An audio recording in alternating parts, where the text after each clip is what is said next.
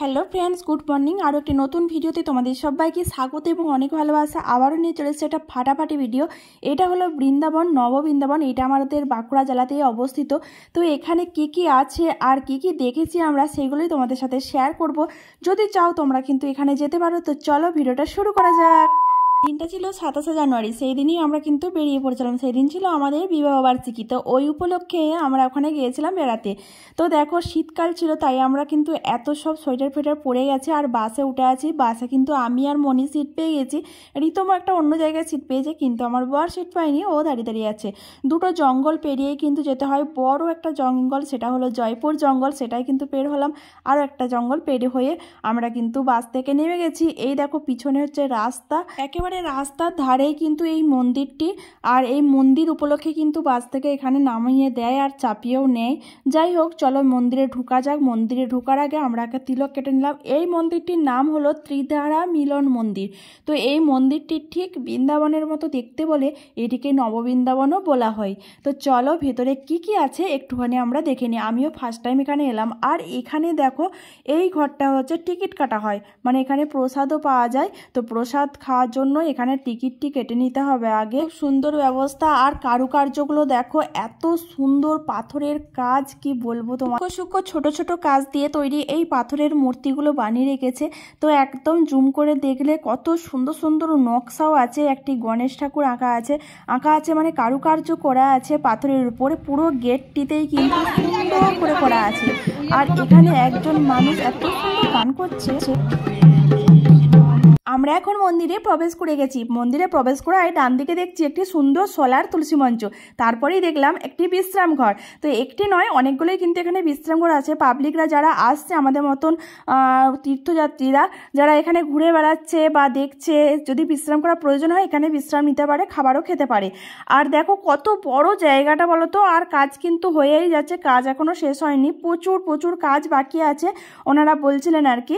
তো সেটা শুনেই আমি বলছি দেখো প্রচুর প্রচুর কাজ বাকি আছে। আর সেই রোদ কি বলবো, শীতকাল হলেও কিন্তু প্রচণ্ড রোদ উঠে গেছে। আমরা কিন্তু সোয়েটার খুব খুলে দিয়েছিলাম, দিয়ে ব্যাগের মধ্যে পুরে নিয়েছিলাম। এই দেখো দুটো মন্দির দারুণ সুন্দরভাবে তৈরি করা হয়েছে। তো তোমাদেরকে একটুখানি ঘুরিয়ে ঘুরিয়ে দেখায় মন্দিরগুলো। দেখো, দেখলেই বুঝতে পারবে এমন সুন্দর মন্দির, মনে হয় যেন বৃন্দাবনে চলে এসেছি। আমি কোনোদিন বৃন্দাবন যাইনি।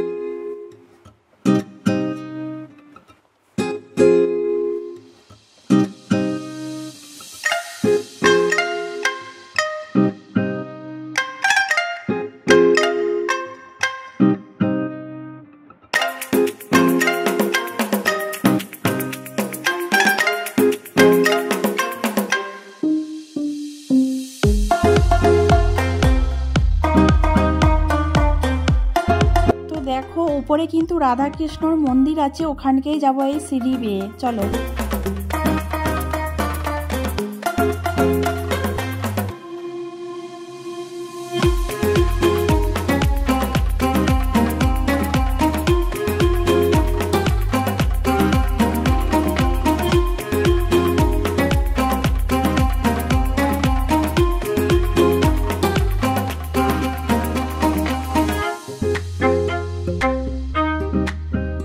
এখানে কিন্তু দুদিকে দুটো সিঁড়ি আছে। একটা দিয়ে আমরা উঠে আসলাম আর এইটা দিয়ে দেখো নেমে যাচ্ছে সবাই। তো দুদিকে সিঁড়ি আছে। আমরা যেহেতু একদম সকালে এসেছি তাই একটুখানি ভিড়টা এখন কম, হয়তো পরে আরও ভিড় হয়ে যেতে পারে। আর এর সামনেই কিন্তু ওই সুন্দর আটচালাটি আছে। আর আটচালাতে দারুণ সুন্দর কারুকার্য করে ঠাকুরের ছবি আঁকা আছে। তো এগুলো আমরা পরে দেখবো। তো চলো ভেতরে রাধাকৃষ্ণকে আগে দেখে নিই। এখানে দেখো একটি তুলসী মন্দির করা আছে, খুব সুন্দর লাগছে। আর ওইগুলো এখনো চালু করা হয়নি ঘোরনটা, তো ওটা হলে তোমাদের সাথে শেয়ার করবো। ভেতরে আমি এখন রাধাকৃষ্ণ ঠাকুরকে দেখতেই যাচ্ছি। তো এই জন্য এই কাকুটার সামনে এসে যাচ্ছে শুধু মাথাটা নিয়ে, তো কিছুতেই সরাতে পারছি না। যাই হোক, তারপরে কাকুকে বললাম একটু সরে যান, আমি একটু ভিডিওটা করে নিই। তো সেই জন্য আর কি নড়ছে ফোনটা। খুব ভিড় ছিল, খুব একটা ভিড় নয় তবুও ভিড় ছিল। তো তবুও আমি কিন্তু সুন্দরভাবে ফটোটা তুলে নিয়েছি তোমাদের সাথে শেয়ার করব বলে। আর দেখো পুরোহিত ঠাকুর কিন্তু বসে গেছেন, এক্ষুনি কিন্তু শুরু হয়ে যাবে ভোগ নিবেদন, পুজো, আরতি সব কিছুই তোমাদের সাথে সবটাই শেয়ার করব। এখন আমরা চলো উপরে যে দোতলায় যে মন্দিরগুলো আছে সবগুলো দেখে নিই আর আটচালাটা ঘুরে নিই। এখানে দেখো ঝাড়বাতিটা কি সুন্দর লাগছে, আর দেখো পুরো মন্দির জুড়ে না দারুণ কাজ, দারুণ কৃষ্ণ ঠাকুরের রাধাকৃষ্ণর যে ছোটোবেলার কাণ্ড কারখানা সব কিছু কিন্তু এই মূর্তি দিয়েই মানে তুলে ধরা হয়েছে আর কি। আমার তো ভীষণ ভালো লেগেছে, তোমাদের কেমন লেগেছে অবশ্যই কমেন্ট করে জানিও। আর যদি এখানে আসো আমায় একটু বলো, আমি তোমায় বলে দেবো যে কিভাবে এখানে আসতে হয়।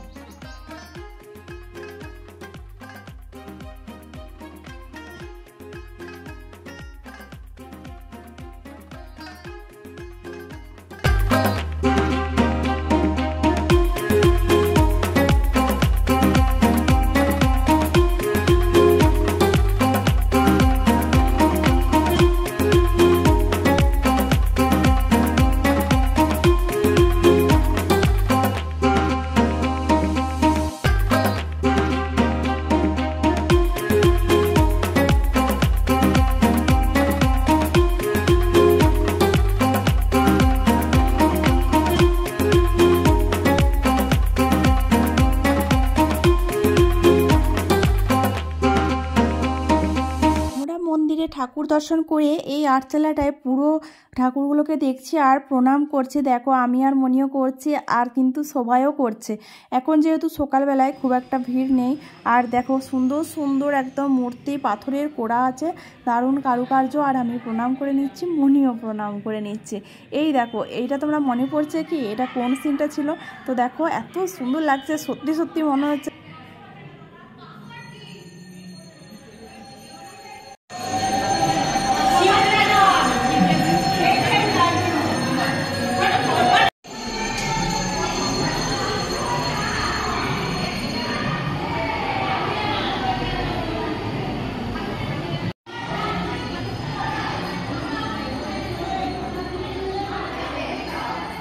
এখানে আছে একটি সুন্দর কালী ঠাকুরের মূর্তি দেখো, আর পাশে আছে মহাদেব ঠাকুর।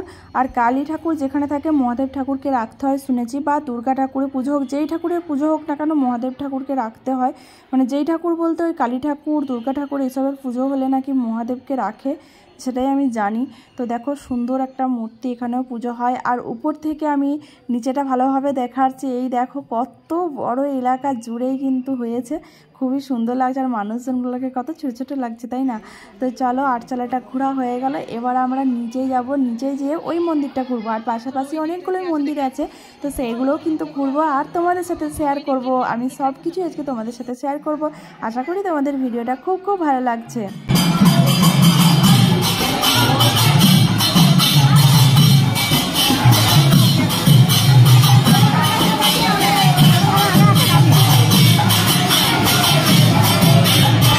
আরতি কিন্তু হয়েই গেছে, ভোগ নিবেদনও হয়ে গেছে। আমরা এখন নিচে চলে এসেছি, আর নিচেই দেখো এই কৃষ্ণ মূর্তিগুলো, রাধাকৃষ্ণের মূর্তিগুলো এত সুন্দর ঘুরছে, আমার কি ভালো লাগছে কি বলবো। আমি একটুখানি ভিডিও করে নিলাম। আর এই পাশাপাশি চলো, পাশাপাশিতে যে মন্দিরগুলো আছে সেইগুলো একটুখানি ঘুরে আসি। এর পাশেই আছে কিন্তু একটা সুন্দর দুটো মন্দির।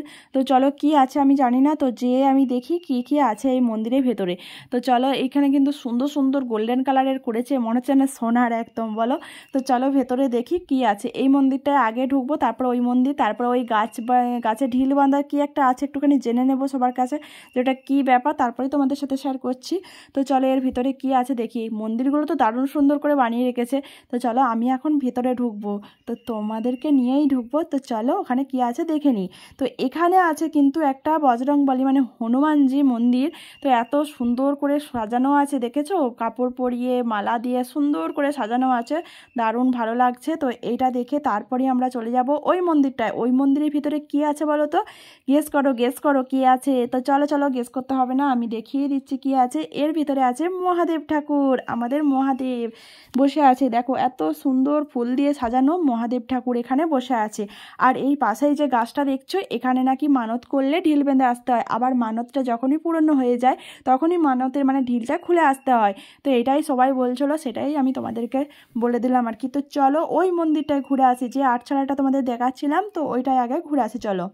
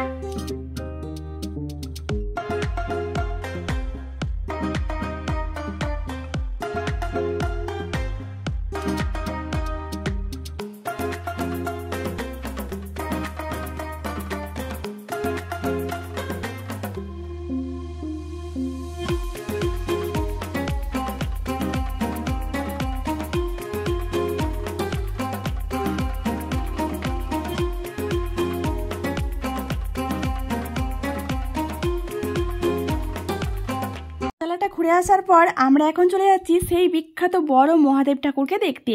তো সবাই কিন্তু দেখে চলে আসছে, আমরাও যাচ্ছি, সবাইও যাচ্ছে, আরও অনেকে।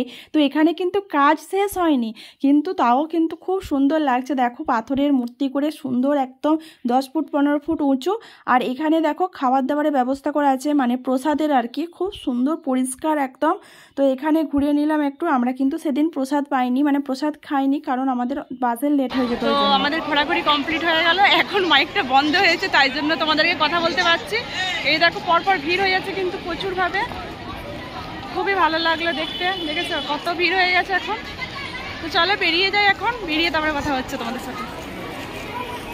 মন্দির থেকে বেরিয়ে কিন্তু রাস্তার ধারে ধারে ছোট ছোট দোকানগুলো বসেছে, যেমন ধরো আইসক্রিম, ঝালমুড়ি, চপমুড়ি, এইসব আর কি। এখানে কাছাকাছি কোনো হোটেল বা থাকার জায়গা কিন্তু নেই, এই মন্দিরের ভিতরেই থাকার জায়গা আছে। যদি কেউ থাকতে চাও তো এখানেই কথা বলে নেবে মন্দিরের লোকেদের সাথে। তো আমরা এখানে গেলাম, দেখি কি খাওয়া যায়। তো আমি খেয়েছিলাম ঝালমুড়ি, আর আমার বড়রা খেয়েছিল ঘুগনি, চপ, এইসব আর কি। এখানে দেখো চপ ভাজা হচ্ছে, চা, চপ, ঘুগনি, মুড়ি এইসব পাওয়া যায় এখানে। ওই রকমই দোকান কিন্তু চারিপাশে আছে। আর দেখো সুন্দর সুন্দর পাথরের, মাটির, তারপরে চীনামাটির এইসবের কিন্তু মূর্তিগুলো এখানে বিক্রি হচ্ছে। এবং পাশাপাশি রাস্তার ধারে যে খেলনাগুলো থাকে বাচ্চাদের, সেগুলোও কিন্তু বিক্রি হচ্ছে। আইসক্রিম, এই নানা রকমের ধরনের আর কি বিক্রি হচ্ছে। আর এখানেই আমরা দাঁড়িয়েছিলাম, এখান থেকে বাসে উঠে সোজা বাড়ি চলে এসেছিলাম। তো চলো, ভিডিওটা কেমন লাগলো অবশ্যই জানাবে।